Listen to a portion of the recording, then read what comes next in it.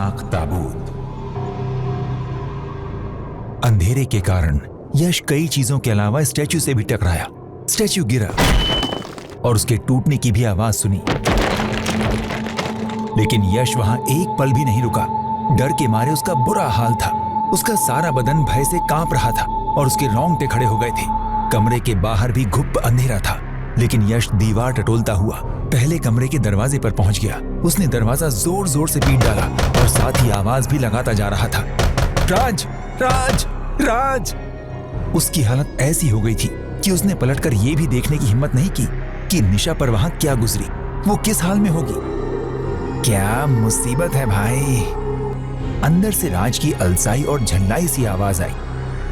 अरे सारी बिजली चली गई है तो इसमें इतना घबराने वाली क्या बात है। इसके साथ ही दरवाजे की तरफ आते हुए कदमों की आहट सुनाई दी। यश बुरी तरह घबराकर हांफते हुए बोला। राज ने उसकी आवाज सुन ली थी। उसने दरवाजा खोला। उसके हाथ में टॉर्च थी। क्या बक रहा है भाई? राज ने उसे हैरत से देखते हुए पूछा। ड्रैकुला है इस भूत घर में। यश उसे लगभग धक्का सा देता घुसते हुए बोला और राज से पहले खुद ही उसने दरवाजा बंद करके जल्दी से कुंडी भी लगा दी। पागल हो गया है क्या? राज उसकी हालत देखता हुआ बोला। ड्रैकुला कहां से आ जाएगा इस घर में भाई? अजायब घर में है। यश की सांसें अभी भी उसके काबू में नहीं आई थी। वो बेड पर गिरकर हांफ रहा था। सपना देखकर डर गया है क्या? राज ने उसका मजाक उड़ाया। मैं कसम खाता हूं। यश ने अपनी सांसें काबू में करने की नाकाम कोशिश करते हुए कहा। अजायब घर में है उस ड्रैकुला का ताबूत। राज ने शक भरी नजरों से उसे देखते हुए पूछा। तो वहां कैसे पहुंच गया तू? निशा देखने जा रही थी तो मैं भी उसके साथ हो लिया। निशा कहां है? राज ने झट से पूछा। पता नहीं कहां है। ड्रैकुला ने दबोच लिया होगा उसे।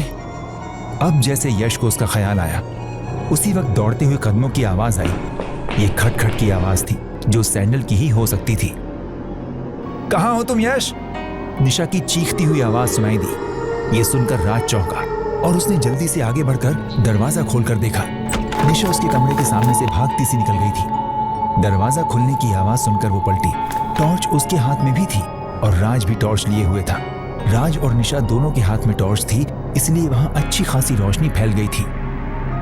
यश कहां है? वो बहुत घबराई हुई सी दिख रही थी। अंदर आ जाओ, राज ने उससे कहा। वो ड्रैकुला? निशा ने कमरे के अंदर तेजी से आते हुए कहा। उसने यश को भी देख लिया था। तुम वहां क्यों रुक गई थी? यश ने पूछा। मेरी तो जान ही निकल गई थी, निशा ने जवाब दिया। और फिर वो अचानक चुप हो गई क्योंकि बिजली आ गई थी। देखा, यश ने राज की तरफ देखते हुए कहा। वो बिल्कुल वैसा ही था जैसा तुमने भी फिल्म में देखा होगा। फिल्म में भी ये दिखाया गया है ना कि वो रोशनी से डरता है, इसलिए ताबूत खुलते ही और ताबूत से उसके उठते ही बिजली चली गई थी। ये सब उसकी रहस्यमयी शक्ति से हुआ होगा और अब देखो इतनी जल्दी आ भी गई। इस सिचुएशन से अब राज भी कुछ परेशान हो गया। उसने सवालिया अंदाज में निशा की तरफ देखा। मैं शॉक्ड हो गई थी, निशा ने दोबारा बताया। ताबूत का ढकना खुद ही खट से बंद भी हो गया था। मुझ में तो जैसे जान ही नहीं रही थी। मुझे उठने में कुछ टाइम लग गया। उस कमरे से निकलने के बाद ही मैं दौड़ पाई। थैंक गॉड उसने तुम्हारा खून नहीं पिया। यश बिल्कुल उल्लू सा आंखें फाड़ा बोला। इस पर निशा आश्चर्य से उसका मुंह ताकने लगी। क्या वो अभी तक ताबूत में ही होगा? यश अब भी बहुत डरा हुआ लग रहा था। जाकर देख लो। निशा झल्ला सी गई, फिर धीमी आवाज में बोली। मुझे क्या मालूम, मैंने भी बंद होते देखा था उस ताबूत को। उस समय वो बाहर नहीं निकला था। वहां से मेरे आने के बाद वो ताबूत से निकला या नहीं, ये तो वही जान सकता है जो वहां जाकर देखे। और अगर वो निकल गया है तो कहां गया? हमारी जान तो बच गई, वो जाए नर्क में। यश में जैसे हिम्मत आने लगी थी। राज कुछ सोचते हुए बोला। तुमने उसे ड्रैकुला ही क्यों कहा? वो सवालिया नजरों से यश की तरफ देख रहा था, जबकि निशा भी ये कह चुकी थी। मैंने तुमसे कहा था ना कि ड्रैकुला फिल्म तुमने भी देखी होगी। मैं भी देख चुका हूं, वो बिल्कुल वैसा ही था। यश ने जवाब दिया। ड्रैकुला का कैरेक्टर जो क्रिस्टोफर ली ने किया था? राज ने जैसे और सफाई चाही। हाँ वही, बिल्कुल वही शक्ल थी उस ताबूत से उठने वाले ड्रैकुला की, यश ने कहा। फिर बोला, हमें इस डरावनी हवेली से निकल जाना चाहिए, अभी और इसी समय। इस डरावनी हवेली से कैसे जाओगे? बारिश के तेवर देख रहे हो? निशा ने खिड़की की तरफ हाथ उठाकर कहा। खिड़की के शीशे बार बार आकाश में चमकने वाली बिजली से चमक उठते थे और जोरदार बादलों की गरज भी दिल को दहला रही थी। कुछ सोचकर राज ने कहा, तेजू बाबा से पूछा जाए? दोनों की तरफ देखकर, क्या ख्याल है? हाँ, पूछ लेते हैं, निशा ने कहा।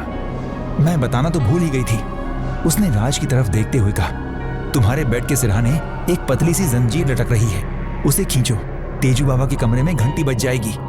राज ने अपने बिस्तर के पास जाकर वो जंजीर खींच दी, फिर कान ऊंचा कर कुछ सुनने की कोशिश करते हुए निशा से बोला, आवाज तो नहीं आई घंटी की? छोटी सी घंटी है, निशा ने कहा, सिर्फ तेजू बाबा के कमरे में ही सुनी जा सकती है। इसके अगले भाग में आप सुनेंगे कि क्या घंटी की आवाज सुनकर तेजू बाबा आए, उस खूनी ड्रैकुला का क्या हुआ, क्या वो ताबूत में ही था, क्या था अजायब घर के उस ताबूत का राज। क्या होता है आगे सुनते रहिए सिर्फ ऑडिटेल्स पर।